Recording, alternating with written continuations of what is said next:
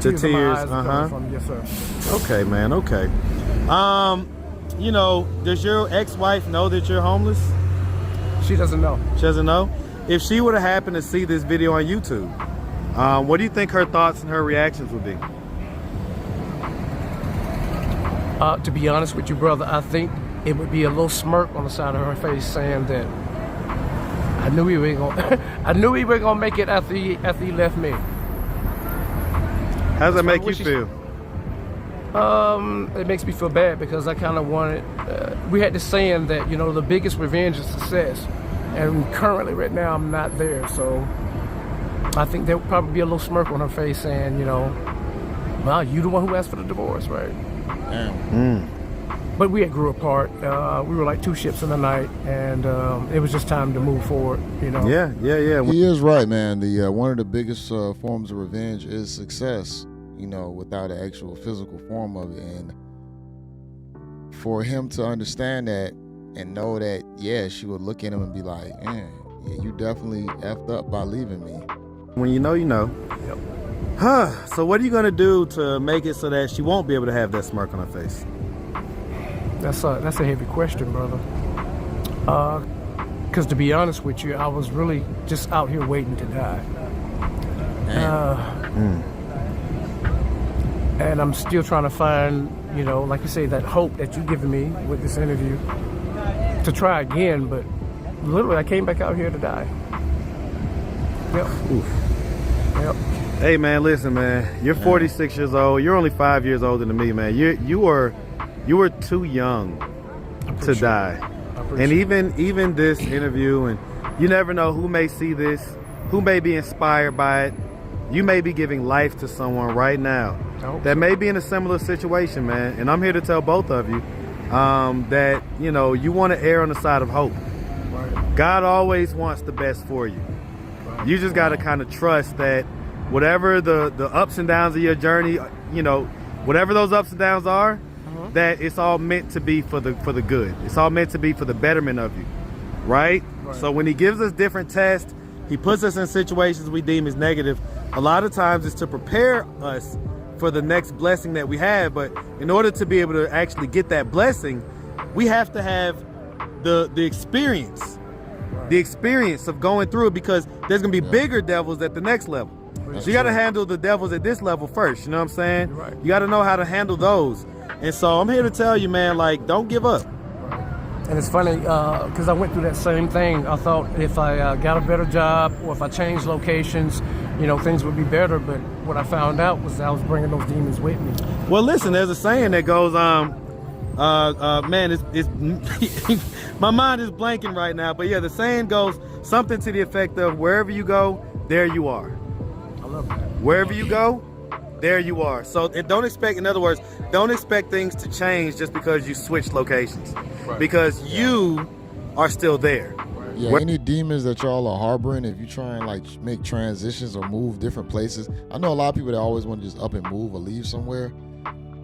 You leaving that place ain't gonna change nothing. It's not gonna change you. You still the same person. You leave cities, you still the same person. Leave the country, you still the same person. You gotta do the work from within to fix whatever it is. And I'm gonna be honest, man, I think guys should really listen to this advice. You might not be on the verge of being homeless, or you might be, but regardless of that, you need to kind of learn to understand that you have people out there that are in way worse situations than you are. You might think your situation is bad until you hear somebody else's story and say, damn, I don't have it that bad. Wherever you go, there you are. And so you got to fix you. You got to fix what's on the inside. That's what I'm trying to ask. Like, what is it? Like, what is this? What is the deeper parts of this depression? What is it? Where is it coming from? And where did it originate from? Like, did anything traumatic? Did anything traumatic ever happen when you was younger? So, like I said, I had a beautiful upbringing, but I don't like the society that we're currently living in. Let me ask you this. How did you feel about your parents not being able to raise you, even though you had what sounds like excellent grandparents, and a pretty good upbringing from maybe like a materialistic standpoint, things like that, and probably even the love and everything. Yep. But we all crave that parental bond, sure, right? And so the lack of that, what effect do you think that had on you? Well, you know, it's dealing with some issues of abandonment and, you know, and feeling like, you know, maybe my parents, you know, wasn't all the way together to take care of me. That probably bothered me. Because you said earlier about not feeling good enough. Yeah, and that's on so many different layers. We all heard that song, you know, I wish I was a little bit taller, I wish I was a baller, you know, that kind of thing. So, yeah. Look, man. I hope he didn't let the societal norms or the sayings get into his head about height, money, status. A lot of guys deal with this, man. Honestly, a lot of us work the way how we work because of those sayings. But you got to be able to just look past that. Be confident in yourself regardless of your height, how you look physically, the whole nine. The only thing you can do is control what you can control, improve what you can improve on. And outside of that, it is what it is. You just got to accept it. You are the same height, man. Like, don't. You look a lot better than I do. No, don't do that. See, you can hear it right there. He even how he did with old boy. You look a lot better. You could tell you somebody that probably was in his head even back in the day. And then it just kind of spiraled out of control into this form that kind of manifested. Don't do that, man. Listen, let me tell you something, man. Height ain't stopping nothing out here. Oh, yeah. All right, so height ain't stopping nothing. You know, anything in life, confidence is going to be key, first and foremost. And so I feel like doing things to build up your inner confidence is going to be the key. Yes, sir. And the first step, like you say, is not giving up hope. What up? What up? And All right. changing your environment. How you? What up? What up? Good? Yeah. All right, everything rocking and rolling? Yeah. Oh, it's cold out I here. gave my cousin my old phone and stuff, my old iPhone. Okay. I bought me a new iPhone. Okay. He moved Brother, like he a nice guy, but he'll definitely snatch some shit if you leave it around. nothing to work. He moved Okay, up. I see you. Did you see the video? I still ain't looked at it. Man, you tripping, man. All right, I ain't gonna talk to you till you go look at yourself, go sing. But look, let me let him finish up, man. All right, let me let him finish up.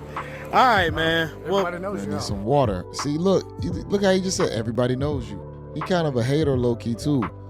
So that lets you know that he wants that to be wanted feeling. After he just said it, everybody knows you. Like, brother, you could tell he had a lot of inner problems from the youth. You can see it kind of raised up into his older age right now at 46. Well, a little bit.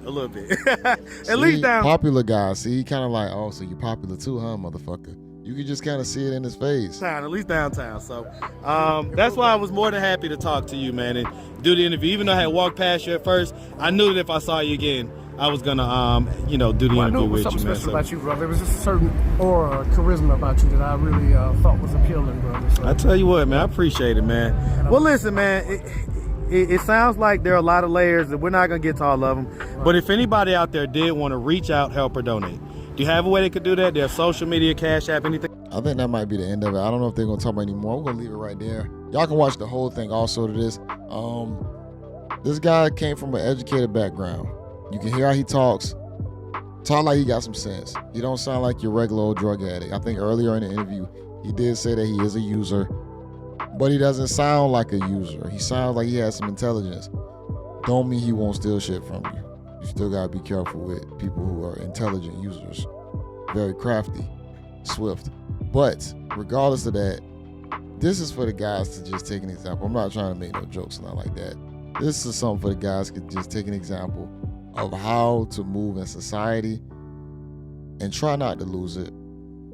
Try not to lose it all. Try not to crash out. Because it's easy to crash out here, man. It's easier to crash out than to keep it together. Keeping it together takes a lot of work.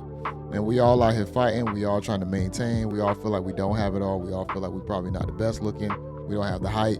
This brother just admitted to it. He was fighting those demons. We got to make sure we don't fall down that path. Then you start using drugs, other disposables that can get you deeper into that depressed state. We got to make sure we don't get into that point, man. We gotta stick together, ride together, and just try and improve whatever way that might be, through us communicating digitally, online, through the entertainment, through the information, whatever it is. This is what we have to do, and it's okay. Everybody's outlet is different. You might not have an outlet at home, but you might have an outlet digitally. That's what we're here for. We all can reach out to each other, try and improve. but y'all like the video, comment below. This is JayBReacts, and until next time, peace.